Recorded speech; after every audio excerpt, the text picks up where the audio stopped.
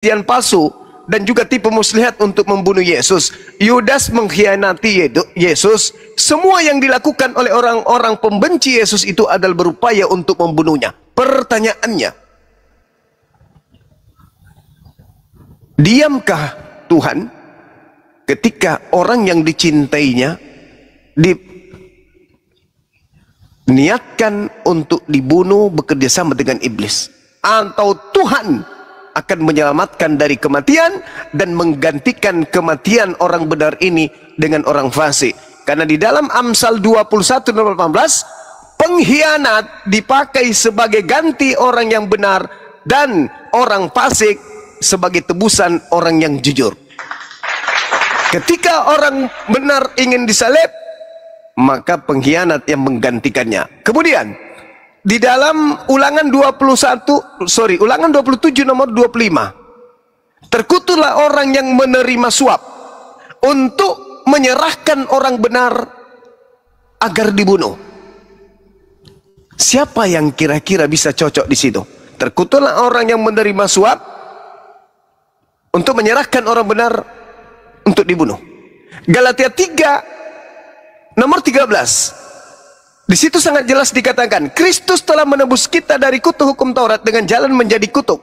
Sebab ada tertulis, terkutuklah orang yang digantung di atas tiang salib. Kira-kira pantas tidak Yesus dikutuk?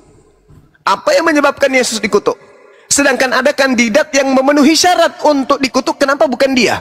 Pengkhianat, dia orang fasik, dia dikutuk oleh Elohim, dia penerima suap, dia yang mau menyerahkan orang benar untuk disalib. Lalu salib ini adalah hukuman oleh Tuhan. Orang yang melakukan dosa yang sepadan dengan hukuman mati, dan salib ini adalah hukuman orang yang dikutuk oleh Tuhan. Pantaskah Yesus duduk di situ? Tidak pantas. Lalu siapa yang pantas di sana? Yudas. Bisakah Yudas dirasuki tubuhnya oleh iblis, lalu keluar pada hari ketiga, lalu mengaku aku adalah Yesus, sementara Yesus mengatakan, waspadalah kepada penyesat yang datang kepadamu memakai nama aku dan berkata akulah Kristus, dia akan menyesatkan banyak orang. Sementara Yesus juga mengatakan bahwa saatnya hukuman terhadap dunia, saatnya juga kemudian iblis dilemparkan keluar. Keluar dari mana? Keluar dari tanah. Lalu yang keluar dari tanah mengatakan, kepadaku telah diberi kuasa, pergilah ke seluruh dunia, jadikanlah seluruh bangsa menjadi muridku. Kenapa kami umat Islam tidak mau menjadi sasaran kristenisasi pemurtadan? Meskipun kami paham betul itu yang diinginkan oleh Kristen, karena kami tahu inna ja'alna syayatin awliya'a lilladina la yu'minun. Pencipta langit dan bumi mengatakan, sesungguhnya aku telah menjadikan iblis itu sebagai pemimpin, sebagai gembala bagi orang-orang yang tidak beriman. Wa iyyaduuna illa syaitanan marida. Sebenarnya yang mereka sembah itu adalah iblis yang durhaka. Makanya kami berpendapat, sesuai dengan ajaran di Bible, yang keluar dari tanah pada hari ketiga itu adalah iblis. Makanya hari ini saudara Kristen kita itu kehilangan akal sehat dalam beragama. Masuk akal tidak? Tuhan pencipta langit dan bumi turun ke bumi jadi bayi, dibunuh oleh ciptaannya. Tidak masuk akal. Kenapa dia diimani? Ajaran itu diimani. Karena itu tadi Yesus berkata, waspadalah kepada penyesat yang datang kepadamu memakai namaku. Dia akan menyesatkan banyak orang. Pertanyaan saya ulang lagi kembali. Berhasilkah nubuatan Yesus ini tergenapi? Berhasilkah penyesat memakai nama Yesus untuk menyesatkan banyak orang? Kalau berhasil, mana banyak orang yang disesatkan atas nama Yesus Kristus ini? Dan kalau tidak berhasil, berarti nubuatan Yesus gagal. Berarti Yesus ini adalah pendusta.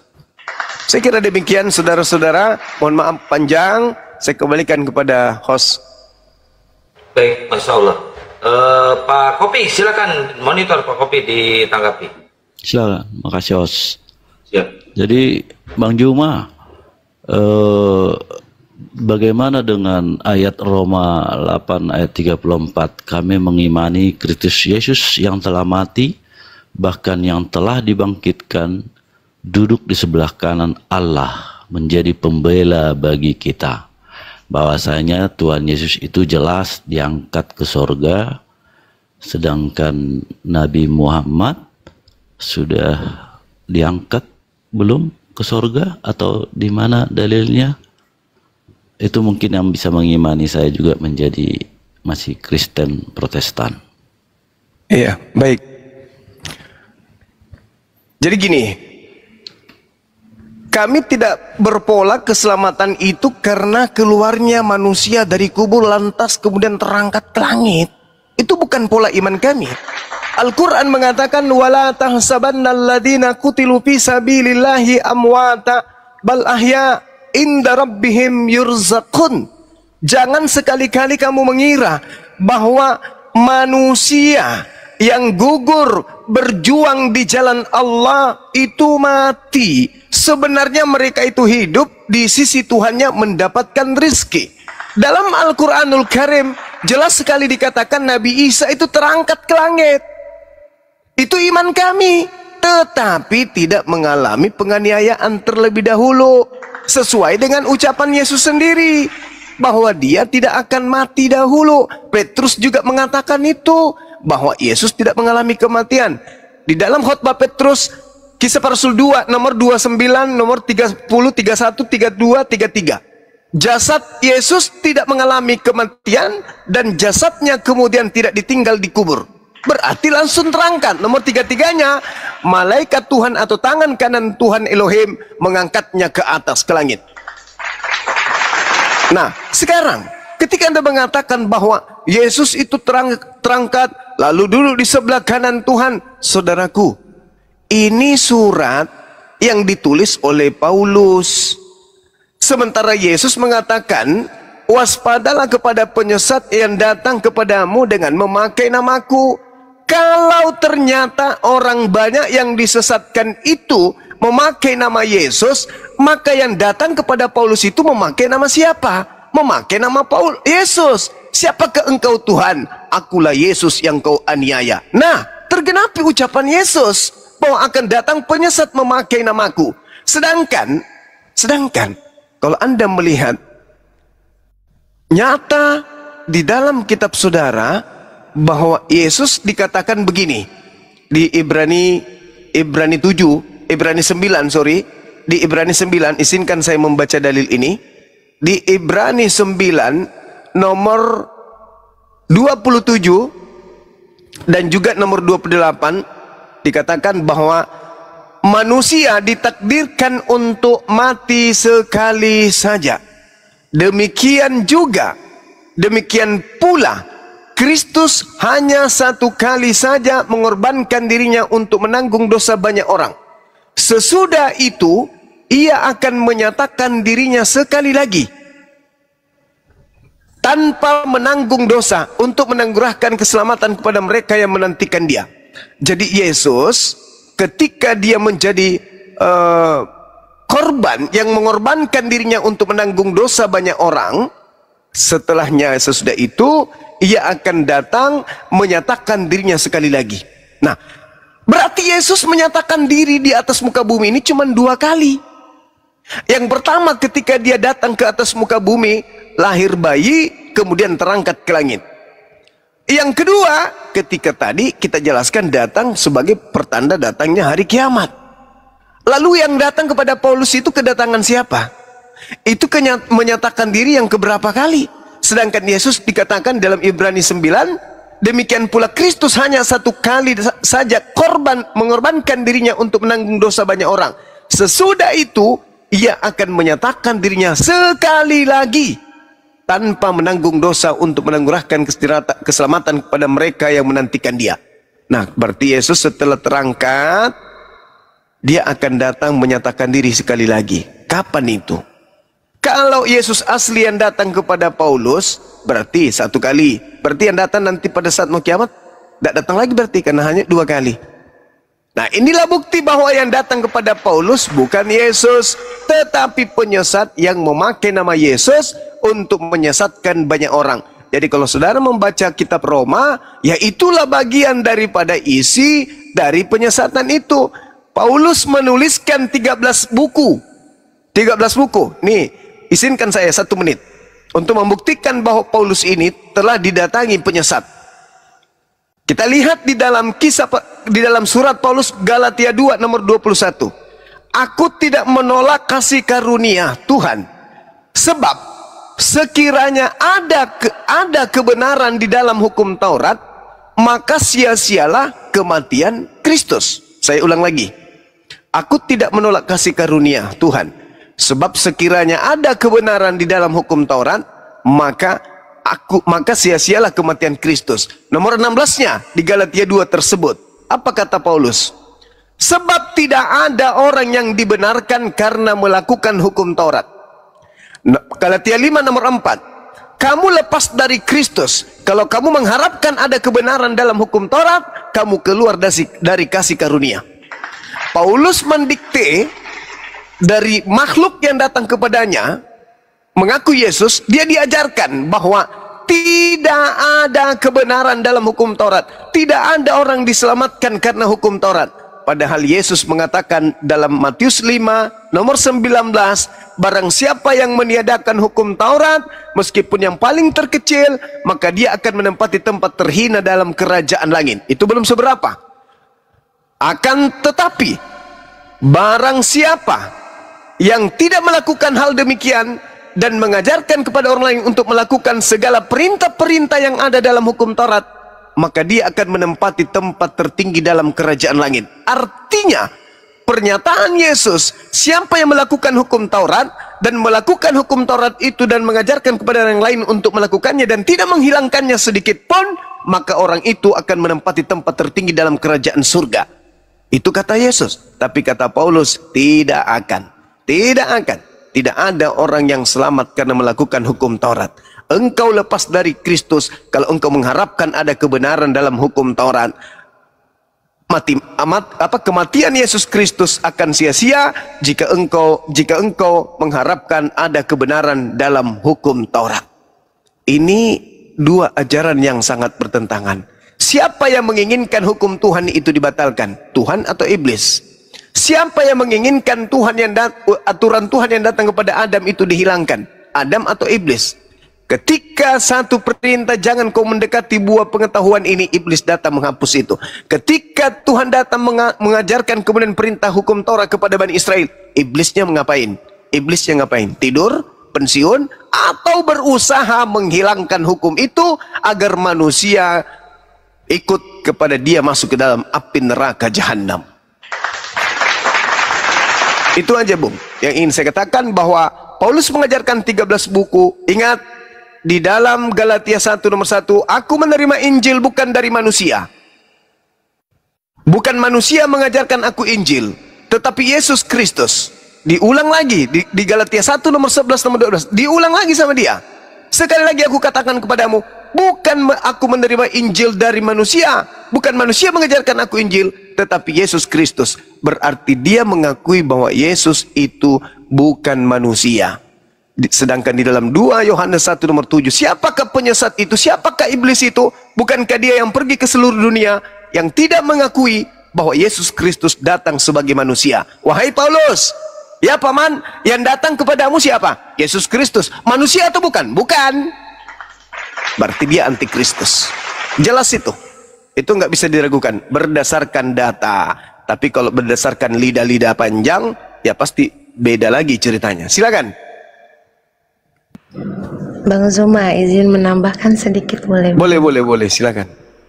Mohon maaf buat abangku, Bang Kopis. Mohon maaf jika saya lancang. Izin Bang Zuma dan semuanya. Sedikit menambahkan saja.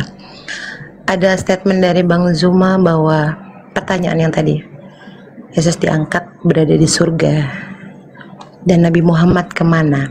Saya bilang sama Bang Kopi, apakah Bang Kopi melihat bahwa Yesus ada di dalam surga? Sedangkan kita sebagai manusia saja, kodratnya manusia itu untuk masuk ke dalam surga saja itu melalui beberapa hisab atau timbangan, ya Bang Zuma, mohon maaf kalau salah. Kita akan ditimbang dengan amal dan perbuatan kita. Tidak segampang itu. Jika memang Bang Kopi merasa bahwa oh Yesus Kristus sudah berada di surga, itu hanya sebuah kalimat yang tertera di Bible. Saya bisa balikan lagi. Apakah Bang Kopi sudah pernah melihat Yesus Kristus berada dalam surga? Di mana Bang Kopi mengatakan bahwa kemana Nabi Muhammad? Apakah sudah di surga juga? Mohon maaf Bang Kopi, izin sedikit menambahkan bahwa analogika tentang surga dan neraka, di mana Tuhan Yesus ya pada saat itu, mohon maaf sekali lagi, Yesus Kristus pada saat itu mengorbankan darahnya untuk menghapus dosa-dosa umatnya. Saya coba sedikit menganalogikan, seperti yang Nabi Muhammad pernah ucapkan kepada Allah Subhanahu wa Ta'ala, di mana Nabi Muhammad meminta kepada Allah bahwa umat saya untuk dibebaskan dari neraka, tetapi tidak menjadi sebuah jaminan umat Islam itu akan sepenuhnya masuk surga, walaupun nanti akan ada beberapa hisab dan perjalanan seperti yang tadi Bang Kopi bilang. Analogikanya kita mainkan sedikit. Ketika Tuhan mengorbankan untuk mensucikan umatnya yang salah, lantas buat apa Tuhan menciptakan surga dan neraka? Kenapa tidak langsung saja diciptakan surga saja tanpa sebuah neraka? Jika memang Tuhan memberikan surga sepenuhnya kepada umat Kristen melalui darah yang sudah dikorbankan, buat apa diciptakan itu? Jika memang Tuhan sudah meyakinkan dan merasa yakin atau kepada umat Kristen untuk memasukkannya ke dalam surga, buat apa diciptakan neraka? Bukan cuman umat Kristen, Ibu. Iya, makanya saya bilang tadi sama manusia yang percaya. Manusia, ya percaya. Lantas yang analogikanya dijadikan pertanyaan, ketika Bang Kopi mempunyai hutang, kenapa harus Tuhan yang membalas? Mengapa harus Tuhan membayarkan atas hutang-hutang Bang Kopi? Buat apa? Tuhan tidak menikmati uang pinjaman yang abang lakukan. Abang yang meminjam, abang yang berhutang, abang yang melakukan pinjaman. Lantas kenapa harus Tuhan yang membayarkan? Analogikanya di mana? Ketika Tuhan menebus kesalahan umatnya melalui darahnya, di mana Bang Kopi? Logikanya dimainkan. Di sini harus berperan. Kita manusia yang berakal, sekali lagi saya bilang. Kita manusia berakal, Bang. Kita mengimani sesuatu harus memakai akal, bukan hanya tertulis, sama seperti ketika guru mengajarkan kepada muridnya. Nah, 1 tambah 1 adalah 2. Itu bukan hukum yang bisa kita patenkan. 2 itu hanya ilmu di mana 1 tambah 1, melainkan 5 dikurangi 4 hasil 5 dikurangi 3 2, 6 dikurangi 4 2. Bagaimana cara? Banyak Bang. Jadi gini Bu Ebi, itu yang buat saya merasa bahwa tidak pantas ketika umatnya yang melakukan dosa, tapi Tuhan yang harus membayar dan menebus dosa-dosa umatnya. Kasihan berarti dong. Saya merasa kasihan dengan Tuhan saya jika semua perlakuan buruk saya gini Ibu Ebi, dunia, Tuhan Yesus itu menurut Ibu Ebi mulia, kudus, tanpa dosa? Saya tidak mengimani kudus saat ini. Saya mengimani bahwa Allah adalah Tuhan yang bisa membawa saya ke sesuatu yang membuat saya kekal di akhirat nanti, bukan. Oke, waktu Ibu Ebi masih Kristen, pasti Ibu Ebi mengimani Tuhan Yesus itu mulia, kudus, tanpa dosa. Saya mengimani. Saya mengimani dan mempercayai itu. Ada manusia yang tidak berdosa yang berani menaruhkan nyawanya. Itu yang mau Tuhan itu bukan manusia, Bang Kopi. Tuhan Yesus itu bukan manusia. Gimana sih? Katanya pintar. Tuhan Yesus itu katanya roh, anak manusia yang dilahirkan Bunda Maria. Berarti dilahirkan. Sebelum disalibkan, sebelum mati, Tuhan Yesus itu manusia. Gimana manusia? Kan? Masa manusia menciptakan manusia? Logikanya di mana? Tuhan kok dilahirkan? Siapa yang bilang Abang sendiri yang Tuhan tadi Yesus ngomong menciptakan? Tuhan Yesus dilahirkan lahir. Gimana sih Bang? Tadi Abang sendiri yang bilang Tuhan itu Yesus itu dilahirkan Maria. Makanya Tuhan Yesus Apa? itu manusia. Manusia kan berarti? Iya. Loh Yang iya. mati menebus dosa manusia. Yang mati gimana sih? Astagfirullahaladzim, mohon maaf Abang. Mohon maaf Bang Zuma izin. Kok manusia menebus manusia itu Gak apa-apa, bagaimana? gas aja. Bagaimana? Analogikanya di mana, Abang? Abangku, di mana analogikanya? Wujud anak Allah Wujudnya. yang berupa manusia. Ya, berupa manusia. Kenapa harus Makanya saya bilang, ketika wujud yang Abang imani tadi ya, wujudnya ruhnya, Yowanya datang dalam bentuk binatang, Abang juga mengimani. Kok jadi ke situ nggak Oh, nyambung? kan tadi kan pembahasannya, yang nyambung saya Iya, ke apa? pertanyaan bagus itu, pertanyaan bagus. Ya kan Jawab Abang aja, bilang Bang. katanya, iya katanya Abang bilang kan Tuhan itu hadir dalam wujud manusia, yang dilahirkan dalam wujud manusia. Lantas bagaimana jika ruh itu hadir dalam bentuk, mohon maaf sekali lagi saya tidak bermaksud untuk mengframing. Bagaimana? Apakah Abang akan mengimani juga?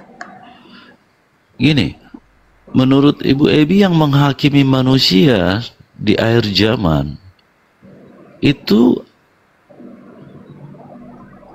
Allah kan? Jadi Allah, bukan Allah. Saya bilang Allah, Tuhan saya. Ya, Jadi- Tuhan saya. Jadi Tuhan Yesus itu sebenarnya turun ke dunia bukan menghakimi. Dia mau menyelamatkan manusia yang tidak percaya Dengan cara biar dengan bertobat, biar Ya percaya masa Tuhan, pada Abang, Allah. masa Tuhan suruh taubat, Abang? Manusianya disuruh bertobat melalui manusianya ajarannya. suruh taubat. Ajarannya, tetapi bukannya dia juga sama utusan, Bang. Kalau dia Tuhan, buat apa dia ada di sisi kanannya Allah? Buat apa yang Abang bilang tadi, statement Abang bahwa Yesus Kristus ada di surga, berada di sebelah kanannya Allah yang Abang bilang tadi. Lantas buat apa Tuhan di sebelah-sebelahnya? Tuhan ngapain kembar? Nggak mungkin Tuhan kembar, Bang. Main catur. Kan dia Ya, angkat ke mungkin sorga. biar Gurunda menanggapi dulu, bentar.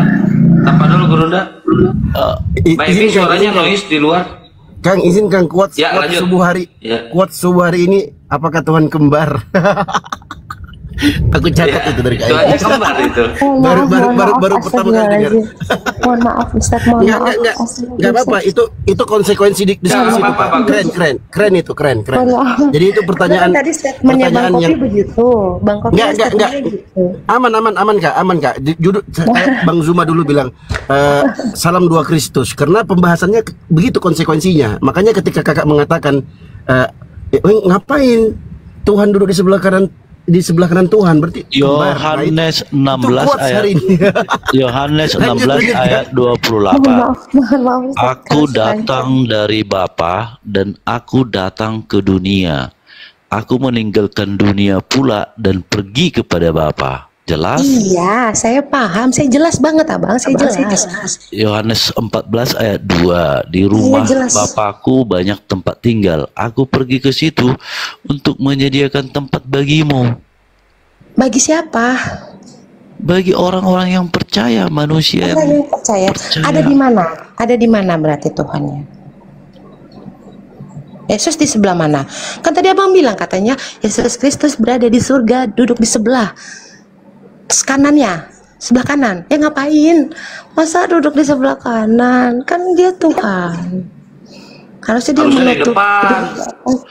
Roma Harus dari 8 ayat 34. Kristus Yesus yang telah mati bahkan yang telah dibangkitkan duduk di sebelah kanan Allah yang menjadi pembela bagi kita. Jadi kanan, Ibu kan? Ebi, Bukan Ibu Ebi tidak ada ininya menanyakan kepada saya ngapain di sebelah kanan Allah. Jangan saya Nah, tanya tadi kan kepada saya Abang tanya. Kopi yang menjelaskan tentang ayat tersebut. Makanya Saya jangan, memberikan jangan tambahan. tanya Pak, kembali jangan marah, kepada Pak, jangan saya. marah, Pak. Bentar, saya Pak tidak Kopi, marah. jangan marah. Jangan Saya tidak ini. marah. Mending dijawab aja. Ngapain Mohon maaf, bertanya mohon maaf. duduk di sebelah kanan Bapak? Jawab aja. mau ngapain? Itu soalan Ngapain? bagus ini, Pak. Ya, maaf, astagfirullahaladzim, ya Allah. Mohon maaf kalau saya jadi rusuh. Enggak, saya hanya ingin menanggapi saja atas statement Bang Kopi tadi. Kan karena Bang Kopi mempertanyakan tentang status Nabi Muhammad saya ada di mana, ya kan? Nggak salah kalau saya membelanya. Oh, saya membelanya saat ini karena buat saya mau ngapain? Emang abang pernah lihat Yesus itu di surga? Emang abang udah pernah nyampe surga? Satu, kedua, urusan surga dan neraka itu bukan kita. Saya melihat dengan mata iman saya, Ibu Evi. Iya kan? Tidak ada manusia agama apapun yang sudah ke surga. Iya, makanya itu kan hanya sebuah statement, sama seperti saya. Ketika saya mengimani Al-Quran, mohon maaf Bang Zuma, mohon maaf yang lainnya. Saya bilang tadi, abang tidak usah mengatakan memang Nabi Muhammad di mana sekarang? Apakah sudah sampai di surga? Buat apa abang mengatakan statement itu? Jika memang abang tidak mau diklaim tentang statement yang abang berikan, aturan abang jangan memberikan statement seperti itu dong. Pertanyaannya boleh, tetapi dengan langkah yang dimana ketika Bang Zuma sudah menjelaskan, tapi ketika diberikan penjelasan itu ya abang harus terima, kan abang mengimani, sama seperti halnya saya mengimani, saya memberikan jawaban itu. Jadi bukan maksud saya ingin membalas atau itu, mas saya merasa bahwa kata surga dan neraka itu ada di kitab kita masing-masing ya. Mungkin abang punya di kitab abang, ada di kitab saya juga ada. Al-Quran saya sangat jelas. Makanya saya bilang, Bang, mohon maaf, saya hanya memberikan abang tentang penjelasan makna dari statement abang. Saya hanya membayangkan analogi ke abang saja. Karena kan abang bilang Tuhan Yesus Kristus abang berada di sebelah kiri, sayap kiri mohon maaf, sayap kanannya Allah kan? Ya lantas kalau memang Yesus Kristus itu sebelah kanan, duduk di sebelah kanan Allah. Iya. Jika memang, aduh maaf. Ya itu Mbak Ebi, Noise, mungkin Gurunda mau masuk. Apa dulu Gurunda menanggapi penjelasan dari Kopi Pahit? Iya. Ya, Bang Juma, host kembali ke judul tadi awal aja dulu. Boleh membunuh menurut Yesus.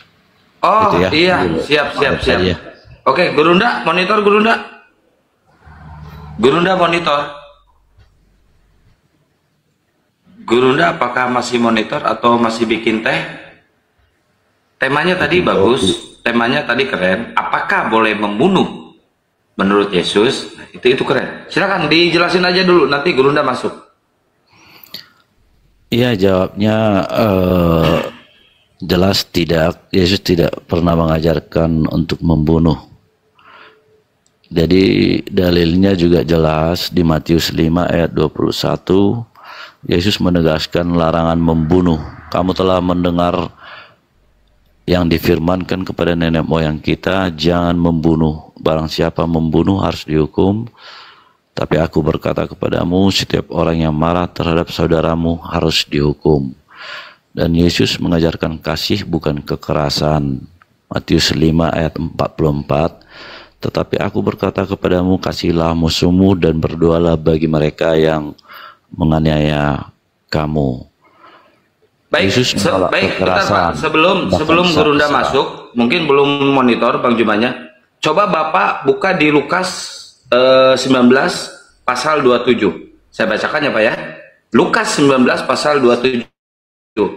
Akan tetapi 19 pasal 27. Ya, saya bacakan ya.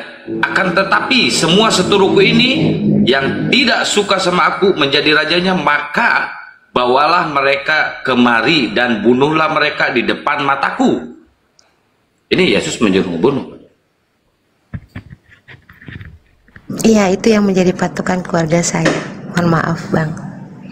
Oke, Bang host. Ya. Di depan mataku itu perkataan siapa menurut Abang? Nggak tahu, ini perkataan Bible, ada di Bible. Okay. Ini kalau di depan mataku berarti ini perkataan Yesus. Soalnya apa? Siapa yang menjadi raja di situ?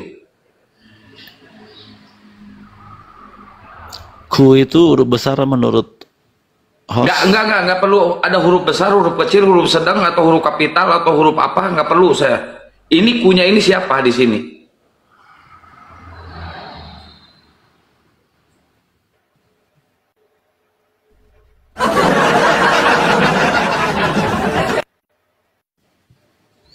Jadi kalau sesuai tulisan ya,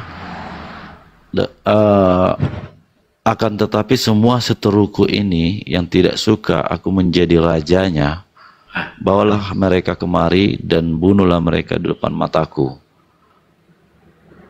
Ayat ini bukan perkataan langsung Yesus tentang tindakan nyata, tapi tahu dari mana Pak? Kalau ini bukan tahu dari mana Pak? Kalau ini bukan perkataan Yesus, Bapak tahu dari mana?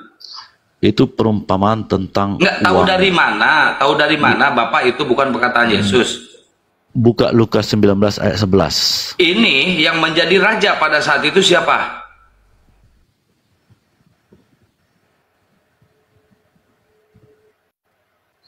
Ya makanya buka dulu Lukas 19 ayat 11. Gak mau, saya nggak mau ke ayat lain, ayat ini dulu. Itu bukan perkataan Yesus. Terus siapa yang menjadi rajanya di situ?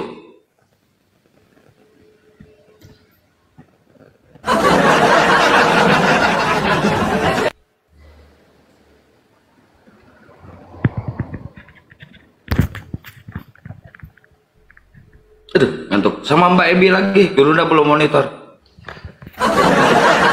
Bos, saya mau nanya aja. Enggak, ini siapa yang menjadi rajanya di sini, Pak? Saya sudah jelaskan, itu bukan perkataan Yesus. Ya. Abang main analogi, Abang Kopi main analogi. Kalau nggak ada yang mau, kalau nggak ada yang mau jadi raja, aku aja yang daftar jadi rajanya. Iya, saya menjadi rajanya. Mohon maaf, Abang. Tadi katanya Bang Kopi bilang itu main pemahaman, main analogi. Giliran saya balikin main analogi, balik ke tema. Ya udah lanjut Bang. Astagfirullahaladzim, mohon maaf. Izin.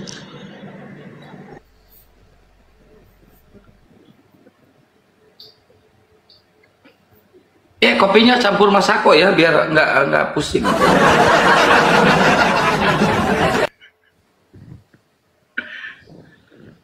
Masuk Pak Eko.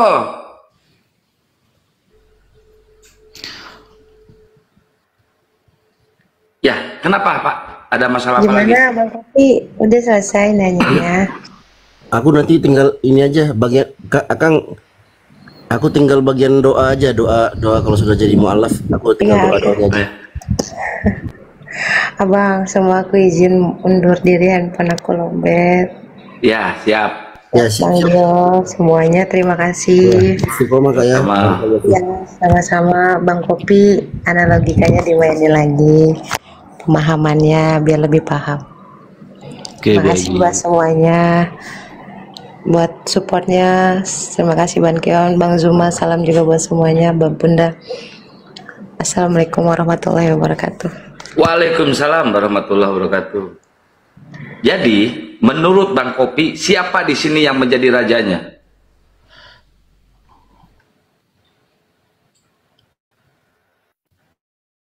Lukas 19 ayat 27. Saya jelaskan ya. Ya. Namun perlu dicatat, Injil Lukas pasal 19 ini ya, akan tetapi semua seteruku ini yang tidak suka aku menjadi rajanya, bawalah mereka kemari dan bunuhlah mereka di depan mataku. Ini penutup dan dari perumpamaan uang mina, bunuhlah mereka, bukan perintah Yesus secara literal, jelas, melainkan gambaran simbol tentang penghakiman Allah atas orang-orang yang menolak Dia sebagai Raja dan Juru Selamat. Jadi raja di sini raja pada masa itu. Secara raja pada masa itu siapa namanya? Raja pada masa itu siapa namanya? Tanya sama saya, rajanya ya Google lah siapa rajanya.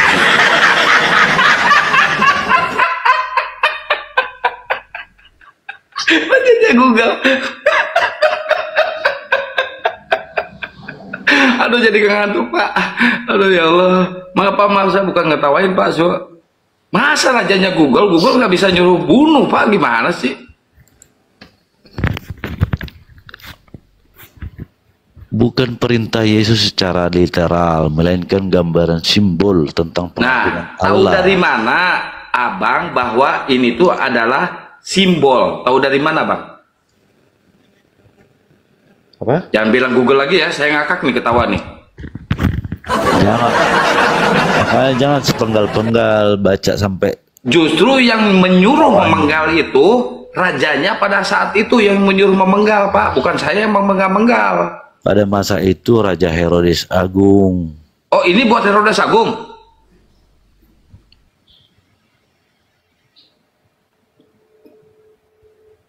Ya kan nanya tadi, siapa Bentar. raja di situ?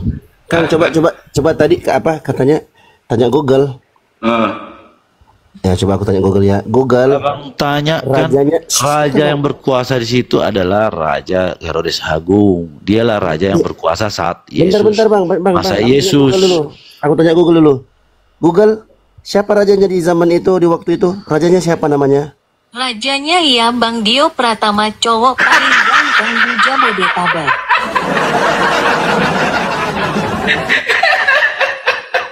Itu jawaban Google, Bang. Google jawabnya. Aduh, ya ampun. Masa pemerintahan itu 37 sebelum Masehi sampai 4 sebelum Masehi. Itu wilayah kekuasaan seluruh Yudea, Samaria dan Galilea itu dibawa ke Kekaisaran Romawi. Oh, jadi yang Raja tidak Herodes percaya dengan Agung. Herodes, yang tidak percaya dengan Herodes, sama Herodes disuruh dibunuh gitu.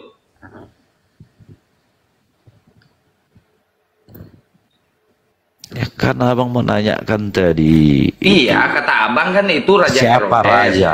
Siapa Iya. raja di situ? Kata abang Raja Herodes. Ya, Betul, oke.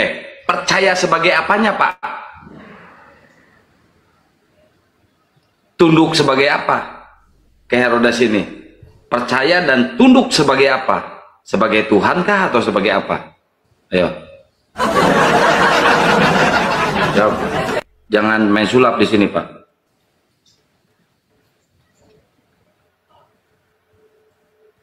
yang penting saya sudah saya jelaskan. Itu Kok jadi bukan gagap, perkataan Pak? Yesus. Tadi nggak gagap, sekarang kok jadi gagap, Pak?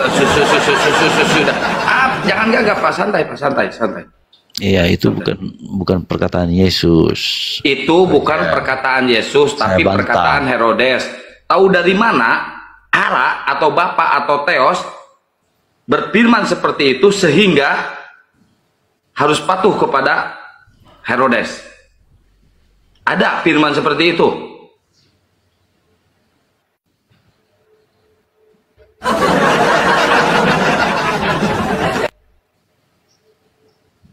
Pak, gaspol, Pak. Itu kan simbolis tentang perumpamaan uang mina, makanya baca semua, jangan cuma satu ayat. Iya, Bapak tunjukkan buktinya, tunjukkan datanya kalau itu perumpamaan untuk pajak atau untuk uang mina. Ya udah jelas. Kalau Ya mana datanya? Kok udah jelas sih? Bapak, gimana sih? Jangan gitu, Pak, kalau diskusi, Pak. Kalau belajar itu makanya jangan cuma satu ayat. Nanti aku tanya Google lagi nih. Sekarang yang tanya Tanya dulu. Google, tanya dulu Google. Bentar, Pak, tanya Google dulu.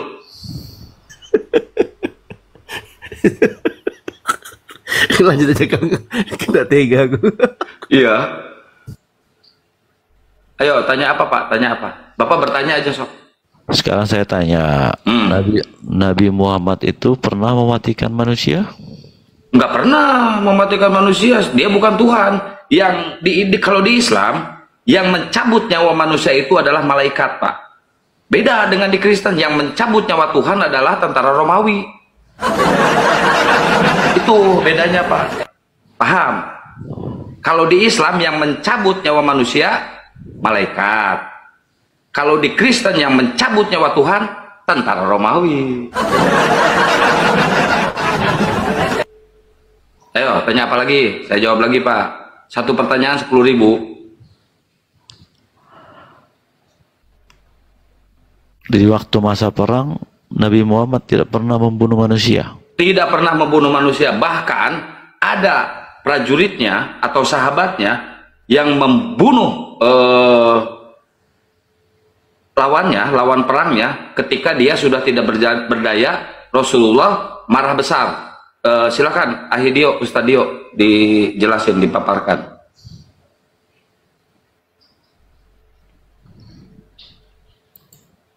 Ahidio monitor. Nabi Muhammad tidak pernah membunuh manusia. Tidak pernah. Ketika perang juga Rasulullah tidak pernah membunuh lawan perangnya. Kalau ada, tunjukkan datanya sekarang. Kalau tidak, kalau ada ya, kalau saya berbohong, Bapak bisa menunjukkan datanya, saya siap kawin lagi.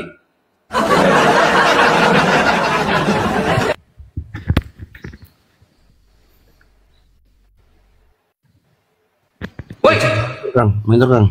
ya, lanjut Ustaz. Iya benar. Tunjukkan Itu, kalau Rasulullah tidak pernah membunuh. enggak pernah. Jadi itu benar kata Akang, itu disebutkan dalam riwayat Imam Abu Daud dalam hadis yang sahih dari sahabat Usamah bin Zaid. Nah, waktu itu Rasulullah Shallallahu Alaihi Wasallam mengutus pasukan. Maka di tengah-tengah kejadian, tiba-tiba ada seorang sahabat yang hampir membunuh salah satu orang kafir di waktu itu. Tiba-tiba dia bilang begini, la ilaha illallah. Dia mengucapkan ucapan la ilaha illallah. Akhirnya orang itu langsung ditebas oleh sahabat ini. Kemudian mereka ceritakan kejadian itu kepada Nabi Muhammad SAW. Maka Nabi Muhammad SAW marah mengingkari perbuatan itu. Kenapa? Kenapa kau bunuh? Kata ini kekeliruan sahabat waktu itu, ditegur langsung oleh Nabi SAW.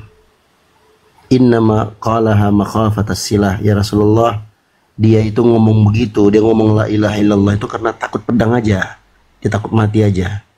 Maka Nabi membalas, menjawab, afala syaqaqta an qalbihi hatta ta'lama min ajli zalika qalaha amla. Apakah engkau sudah belah dadanya, kau sudah belah hatinya, sehingga kau bisa tahu bahwa dia mengucapkan itu karena takut pedang atau tidak? Man laka bila ilaha illallah yaumal qiyamah. Siapa kamu dibandingkan dengan ucapan la ilaha illallah yang dia ucapkan tadi? Itu terus diulang-ulang oleh Nabi SAW sampai sahabat itu menyesal. Jadi Nabi Muhammad SAW pun kalau ada musuh sudah menyerah, angkat tangan terus dia bilang la ilaha illallah, itu nggak bisa lagi dibunuh, nggak bisa lagi diganggu. Artinya dia sudah masuk Islam walaupun hanya dengan ucapan mulutnya. Nah, ini menunjukkan kepada kita kasih sayang Nabi Muhammad SAW. Dan tidak ada satupun riwayat yang menunjukkan beliau membunuh orang. Lanjut. Jadi Ubay bin Khalaf itu gimana ceritanya, Bang? Ubay bin Khalaf yang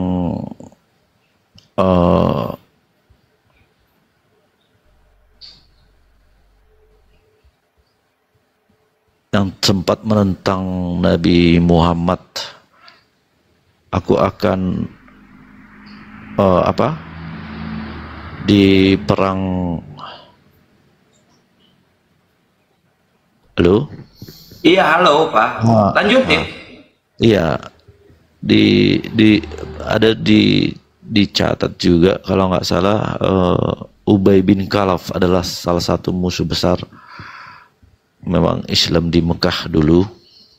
Dia berkata memang dengan perkataan sombong, aku akan membunuh Muhammad dengan tanganku sendiri. Saat perang Uhud, Ubay menyerang. Iya, betul. Itu di perang Uhud. Nabi SAW tidak pernah membunuh satu orang pun, itu di perang Uhud. Kalau membunuh dalam arti kalau membunuh dalam arti tanpa kondisi perang, itu Nabi nggak pernah. Nabi SAW tidak pernah membunuh orang dengan tangannya kecuali satu orang. Siapa dia? Bukan Khalaf, tapi Ubay bin Khalaf namanya. Itu pun di perang Uhud. Iya, jadi yang membunuh Ubay itu siapa? Ya, Nabi Muhammad SAW. Berarti pernah membunuh kan? Ya, itu kan kondisi perang. Pertanyaan tadi saya mengatakan mau masalah perang atau tidak, pernah mematikan orang atau membunuh orang, Walaupun Enggak, kalau dalam situasi gini Bang, perang, kan itu kalau pertanyaan dalam saya. sebentar, kalau dalam situasi perang itu berbeda dengan situasi bukan perang. Itu abang harus paham di situ. Karena yang namanya perang itu antara hidup dan mati. Kalau bukan kita yang menyerang atau berperang atau membunuh, ya kita yang dibunuh. Dalam kondisi ini tidak dikatakan sebagai pembunuh. Oh, jadi yang mematikan Ubay bin Khalaf itu Nabi Muhammad. Iya, bukan mematikan. Yang mematikan itu hak mutlak milik Tuhan. Dalam agama Islam Allah Subhanahu wa taala.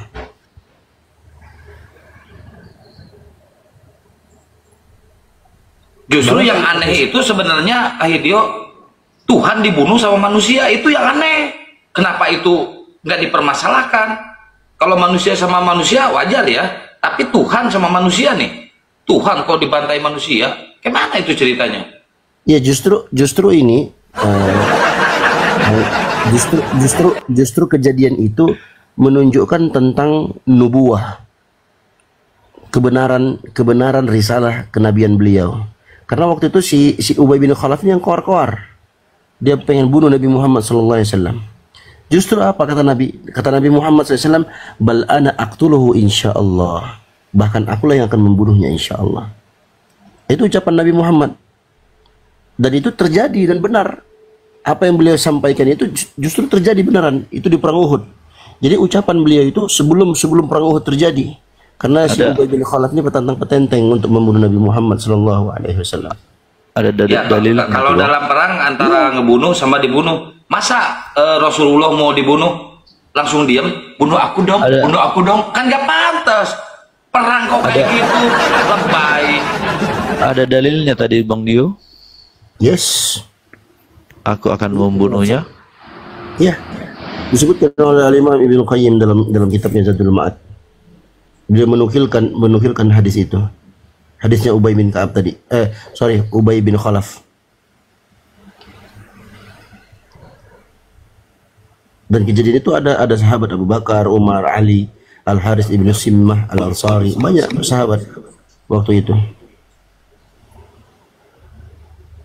Jadi Ubay bin Khalaf ini kisahnya itu dia yang petantang-petenteng mau membunuh Nabi Muhammad SAW, Bang. Itu jauh hari sebelum terjadinya perang Uhud. Itu abangku. Nah, ternyata Nabi Muhammad bilang begini, bal ana aqtuluhu insyaallah. Bahkan akulah yang justru akan membunuhnya insyaallah. Artinya kejadian itu belum terjadi. Ini menunjukkan bagaimana benarnya nubuat. Kalau dalam Islam tuh nubuat itu berita kenabian. Jadi benar, berita kenabian beliau itu adalah kebenaran. Ini terjadi.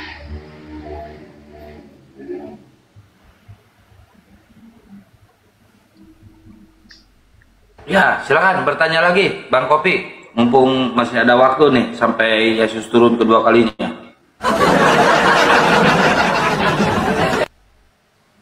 Ya, saya mau menjelaskan itu juga tadi sesuai judul. Bahwa di ajaran Yesus juga memang melarang. Kok melarang? Udah saya bacain tadi datanya di Lukas, gimana sih abang ini kok? Itu dibantah lagi. Ya jangan cuman dalil itu aja, Bang. Ya udah, mana dari pembandingnya, mana ayat pembandingnya, mana tunjukkan padaku.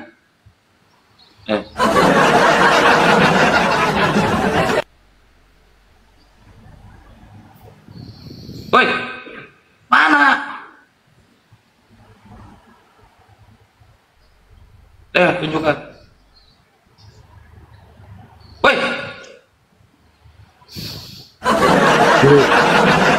Sudah saya bacakan tadi, Bang. Mana?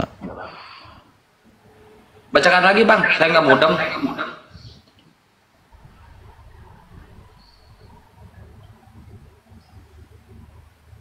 Mulai main sulap lagi. Jangan main sulap lah, Bang. Ayo bacakan.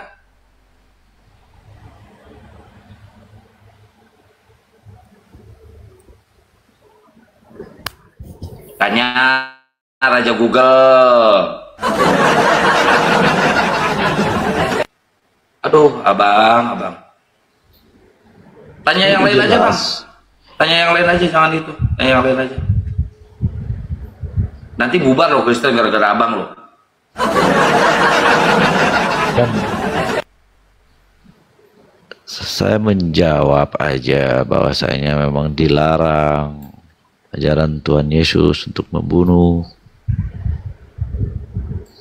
Itu buktinya ada ayatnya di Bible, Bang.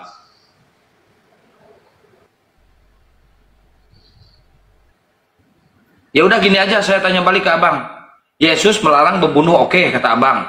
Gue ikutin rahasia abang walaupun ada ayat disuruh membunuh. Saya balik tanya, kenapa justru malah Tuhannya yang dibunuh? Ayo. Ya itu kan yang menolak ajarannya, manusia yang menolak ajarannya. Kenapa malah Tuhannya yang dibunuh sama ciptaannya?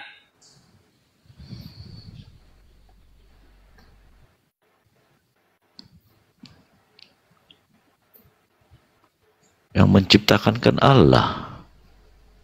Yang menciptakan Allah. Yang diciptakan oleh Allah siapa? Sekarang kan pertanyaannya, Iya, yang diciptakan oleh Allah siapa? manusia. Manusia. Yesus diciptakan sama siapa?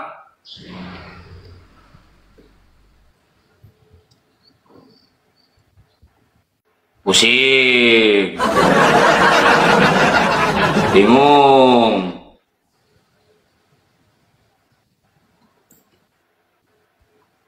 Sama aja pertanyaan waktu itu, siapa yang menciptakan Nabi Muhammad? Allah. Ya udah Allah. Allah, ya. Allah ya. Yang menciptakan Nabi Muhammad. Yang menciptakan Yesus siapa?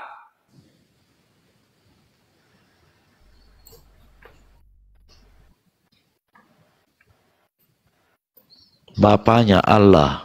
Allah. Yesus itu Tuhan bukan? Yesus itu Tuhan. Ya Tuhan Yesus Kristus. Tuhan. Kalau Yesus Berarti Tuhan menciptakan Tuhan. Enggak gitu Kang. Tuhan Yesusnya dicipta oleh Tuhan Allah tadi. Iya. Kok Tuhannya dicipta loh? Berarti ada Tuhan kembar.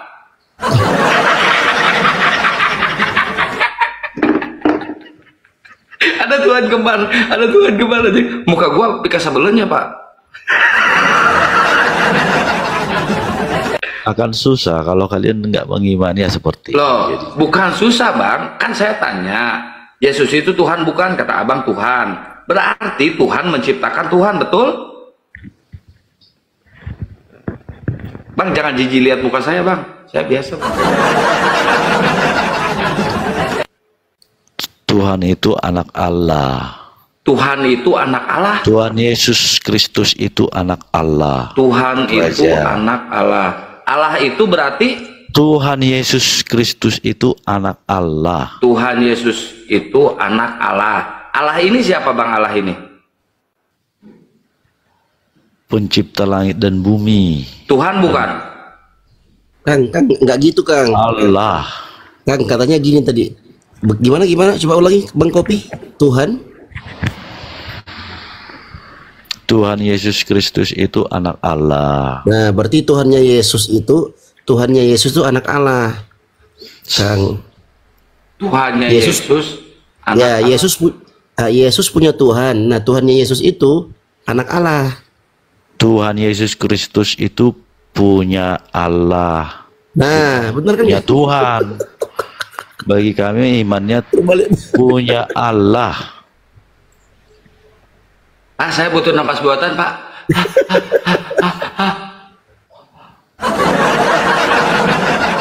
Bingung saya ngejalan. Gimana sih, Pak? Jadi Allah Ya jelas itu bingung lah. Ya, dengerin dulu, Pak. Allah itu punya anak namanya Tuhan Yesus, oke?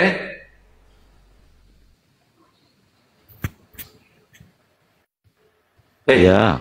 Ya, Tuhan Yesus itu adalah Tuhan. Siapa bilang? Oke? Siapa bilang? Kenapa yang bilang Tuhan Yesus itu? adalah Tuhan. Siapa bilang lagi? Berarti bukan Tuhan. Anak Allah. Bang Kopi makin malam makin blow on gitu, Pak. Kan kalian saya menjawab yang kalian tanya. Iya, anak Allah itu adalah Tuhan. Oke, anak Allah itu adalah Tuhan kan? Betul nggak? Tuhan Yesus itu anak Allah. Iya, berarti anak Allah itu adalah Tuhan. Oke? Oke enggak? Okein dulu dong. Oke enggak? Anak Allah itu ya Tuhan Yesus Kristus. Iya, berarti anak Allah itu, berarti anak Allah itu adalah Tuhan. Bener nggak? Bilanglah Tuhan Yesus Kristus, sebutkan namanya. Anak Allah itu adalah Tuhan Yesus Kristus. Nah, oke, anak Allah itu adalah Tuhan Yesus Kristus. Nah, Bapaknya Yesus Kristus itu Tuhan bukan? Allah. Tuhan bukan? Saya sebutkan Allah. Tuhan bukan? Lah, jangan paksa saya mengatakan Tuhan. Saya sebut itu anak Bapaknya Tuhan Yesus Kristus itu Allah. Oh, berarti Yesus itu adalah anak Bapa. Anak Allah. Allah apa Bapak? Anak Allah. Bukan Bapak. Bukan Bapak berarti. Aku kayak ajarin anakku nih, anakku yang paling kecil Isa namanya, si Isa. Kalian tahu anakku yang paling kecil Isa namanya, kayak gitu cara. Isa, Abi gitu ngomong. Abi. Diajarin cara ngomong loh kayak Bang Kopi nih, ya ampun Bang. Gimana Pak?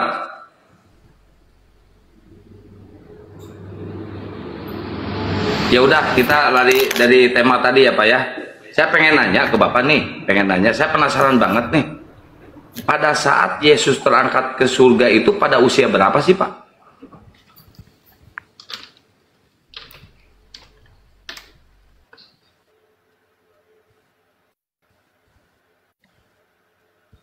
Kalau usia tepatnya tidak dijelaskan, tapi setelah mati, setelah umur Yesus Kristus itu 30 tahun.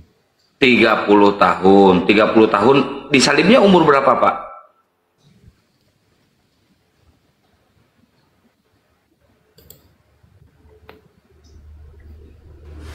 Aku tanya Google nih, kalau nggak mau dijawab, aku tanya Google nih. Pak, disalibnya umur berapa? 30 atau 33 Pak? Ya, inti pertanyaannya apa aja langsung host.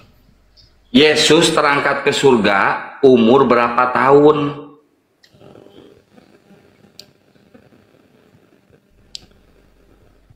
Naik ke surga setelah dibangkitkan.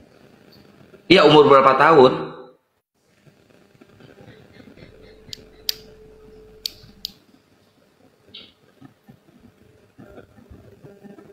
Lama jawabnya.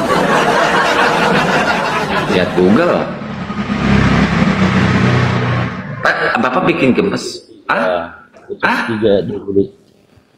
Lukas 3 ayat 23. Ketika Yesus memulai pekerjaannya, ia berumur kira-kira 30 tahun. Yang saya tanya apa tadi?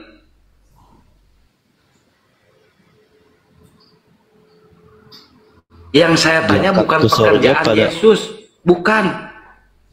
Terangkat ke surganya umur berapa? Yesus dibangkitkan itu, setelah dibangkitkan, ia menampakkan diri selama 40 hari kepada murid-muridnya sebelum diangkat ke surga. Jadi tambahkan aja logikanya. Berarti 30 tahun 40 hari berarti.